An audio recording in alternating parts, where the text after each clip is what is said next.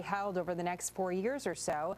And it's our understanding that just beyond some of the movement that we've seen on this screen, that there's been a few manila file folders placed by the podium. And so we wanted to go back to John Roberts to give us a description.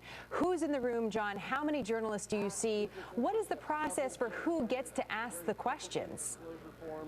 Hey, good morning to you, Jenna. I don't know if we can go a little bit wide with our shot here, but there's several hundred people in the room. This is quite unlike a press conference that you would see that would happen at the White House, either in the Rose Garden or in the briefing room, maybe more like something that would happen in the East Room. There are so many journalists that are here. His top aides just came in. Jared Kushner was there, along with Rudy Giuliani. I see Steve Bannon, who is his senior advisor. Kellyanne Conway is there. So we're getting very close to Donald Trump coming out, I'm sure. And the way that this is going to work is that Sean Spicer's press secretary expected to come out at the beginning, and then his running mate Mike Pence, and then Donald Trump will come out. We see on the table behind us here, and I don't know if you can see this just looking past me, stacks of manila folders with documents inside. We don't know if these are related to how Donald Trump is going to separate himself from his businesses. That's the reason why this press conference was called initially. If they could be something else, potentially tax returns. I asked a couple of people, they say, we don't know what's in it. And we understand that Donald Trump is on his way out. Here he is. Let me sit down so I can get out of the way. We've got Sean Spicer, Mike Pence, Donald Trump behind him, as well as Ivanka, Eric, Don Jr., everybody here and represented as this begins to get underway. Jenna? John Roberts, thank you very much. We're going to hopefully go to that podium shot as soon as it comes up. As John Roberts was just reporting to us, we expect to see Sean Spicer, and there he is, the incoming White House press secretary. Let's listen in. After the president-elect makes some remarks, he will introduce Ms. Sherry Dillon, a prominent attorney in Washington, D.C. with the prestigious firm of Morgan Lewis, who structured the agreements pursuant to the president's business arrangements, and she will give brief remarks.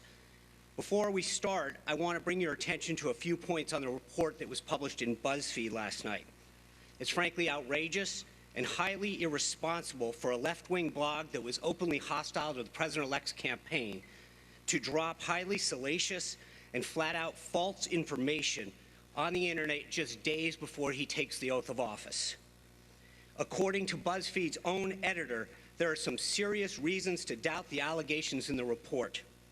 The executive editor of the New York Times also dismissed the report by saying it was, quote, totally unsubstantiated, echoing the concerns that many other reporters expressed on the internet. The fact that Buzzfeed and CNN made the decision to run with this unsubstantiated claim is a sad and pathetic attempt to get clicks.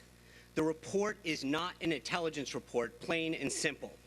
One issue that the report talked about was the relationship of 3 individuals associated with the campaign.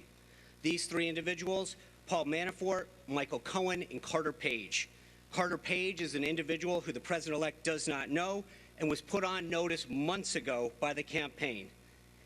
Paul Manafort has adamantly denied any of this involvement, and Michael Cohen, who is said to have visited Prague in August and September, did not leave or enter the United States during this time. We asked him to produce his passport to confirm his whereabouts on the dates in question, and there was no doubt that he was not in Prague. In fact, Mr. Cohen has never been in Prague.